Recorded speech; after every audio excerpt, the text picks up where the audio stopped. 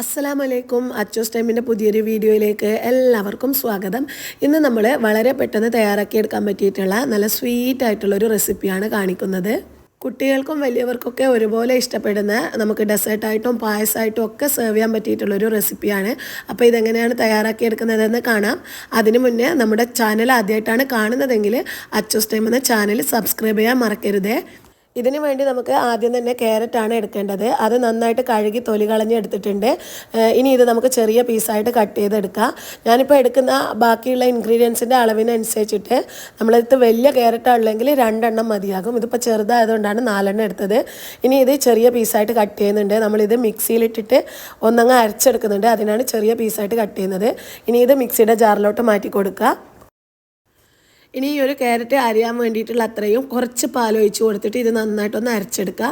കുറേ പാലൊന്നും വേണ്ട, കുറച്ച് മതിയാകും. ഇനി ഒരു പാൻ വെച്ച് ചൂടായതിന് ശേഷം ഇതിലോട്ട് 1 ടേബിൾ സ്പൂൺ നെയ്യ് ഒഴിച്ച് കൊടുക്കുന്നുണ്ട്. എന്നിട്ട് ഇതിലേക്ക് നമ്മൾ അരച്ച് വെച്ചിട്ടുള്ള ആ ഒരു ക്യാരറ്റ് ഇട്ട് കൊടുക്കുക.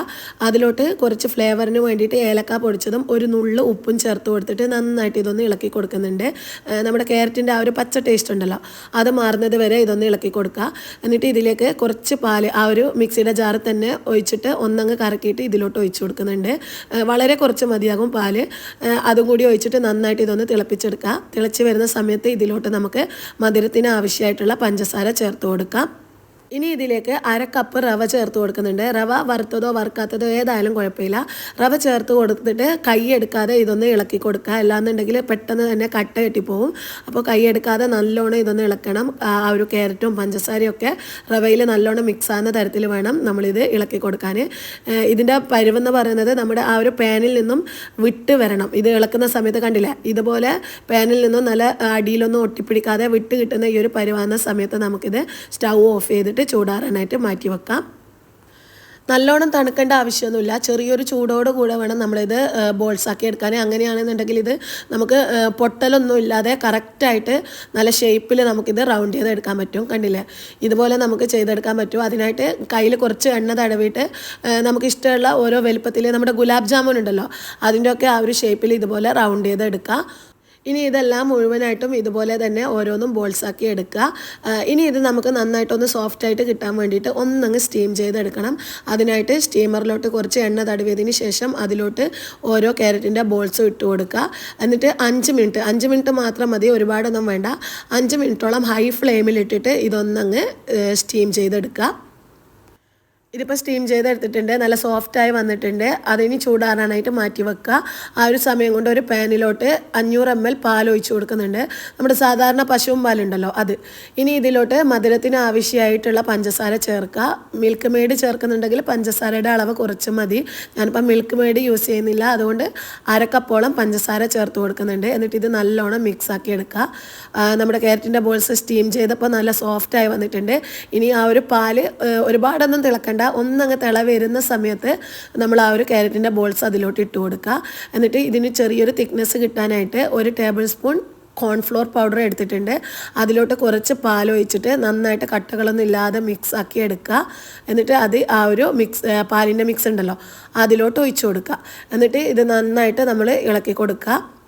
1 ടേബിൾ സ്പൂൺ മതിയാകും. ഒരുപാടായിപ്പോയാൽ പെട്ടെന്ന് അതങ്ങ് കട്ടിയായി പോകും. കോൺഫ്ലോർ ആണല്ലോ, പെട്ടെന്ന് കട്ടിയാവും.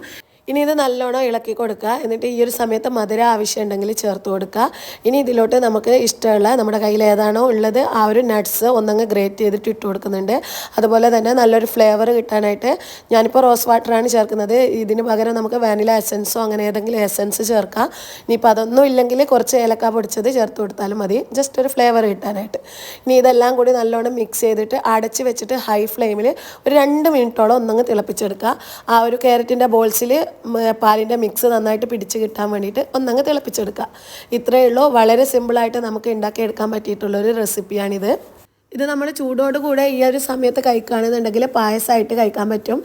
അതെല്ലാം തണുപ്പിച്ചിട്ടാണ് കഴിക്കുന്നതെങ്കിൽ നമ്മൾ കോൺഫ്ലോർ ചേർത്തിട്ടുണ്ടല്ലോ, അതുകൊണ്ട് ചെറുതായിട്ട് ഒന്നങ്ങ് കുറുകി വരും. ആ ഒരു സമയത്താണെങ്കിൽ നമുക്കിത് ഡെസേർട്ടായിട്ടും യൂസ് ചെയ്യാവുന്നതാണ്. കുട്ടികൾക്കും വലിയവർക്കൊക്കെ ഒരുപോലെ ഇഷ്ടപ്പെടുന്ന ഒരു റെസിപ്പിയാണിത്. നമുക്ക് തണുപ്പിച്ചിട്ട് കഴിക്കുമ്പോഴായിരിക്കും കൂടുതൽ ടേസ്റ്റ് ഉണ്ടാവുക. പിന്നെ ആ ഒരു ക്യാരറ്റിൻ്റെ ബോൾസ് കഴിക്കുമ്പോൾ കറക്റ്റ് ആ ഒരു ഗുലാബ് ജാമുനൊക്കെ കഴിക്കുന്നത് പോലെ തന്നെ ഉണ്ടാവും. നല്ല ടേസ്റ്റാണ് കഴിക്കാൻ. ഉറപ്പായിട്ടും എല്ലാവരും ഇതൊന്ന് ട്രൈ ചെയ്ത് നോക്കുക. എത്ര പേർക്ക് ഉണ്ടാക്കാൻ അറിയാമെന്ന് എനിക്കറിയില്ല. ഞാനിത് ഇൻസ്റ്റയിൽ കണ്ടിട്ട് ജസ്റ്റ് ഒന്ന് ട്രൈ ചെയ്തിട്ട് കുട്ടികൾക്കൊക്കെ ഒരുപാട് ഇഷ്ടപ്പെട്ടിട്ടുണ്ടായിരുന്നു. അതുകൊണ്ട് നമ്മുടെ സബ്സ്ക്രൈബേഴ്സിനോട് കാണിച്ചു തരാമെന്ന് വിചാരിച്ചതാണ്. അപ്പോൾ എന്തായാലും ഉറപ്പായിട്ടും എല്ലാവരും ഇതൊന്ന് ട്രൈ ചെയ്ത് നോക്കുക. നമ്മൾ വീട്ടിലൊരു പാർട്ടിയൊക്കെ വെക്കുന്ന സമയത്തൊക്കെ ഉറപ്പായിട്ടും ഉണ്ടാക്കി നോക്കുക. ഗസ്റ്റുകളൊക്കെ നമുക്കിത് ഞെട്ടിക്കാൻ പറ്റും ഈ ഒരു റെസിപ്പി കൊണ്ട്. അപ്പോൾ എന്തായാലും ട്രൈ ചെയ്ത് നോക്കിയിട്ട് എന്നും പറയുന്നത് പോലെ വീഡിയോ ഇഷ്ടമായ ലൈക്ക് ചെയ്യുക. ഈ ഒരു വീഡിയോ ഫ്രണ്ട്സിനും റിലേറ്റീവ്സിനും ഒക്കെ ഷെയർ ചെയ്ത് കൊടുക്കുക. നമ്മുടെ ചാനൽ ആദ്യമായിട്ടാണ് കാണുന്നതെങ്കിൽ അച്ചൂസ് ടൈം എന്ന ചാനൽ സബ്സ്ക്രൈബ് ചെയ്യുക. ഇൻഷാ അല്ലാഹ് പുതിയൊരു വീഡിയോ ആയിട്ട് വീണ്ടും വരുന്നത് വരെ എല്ലാവർക്കും അസ്സലാമു അലൈക്കും.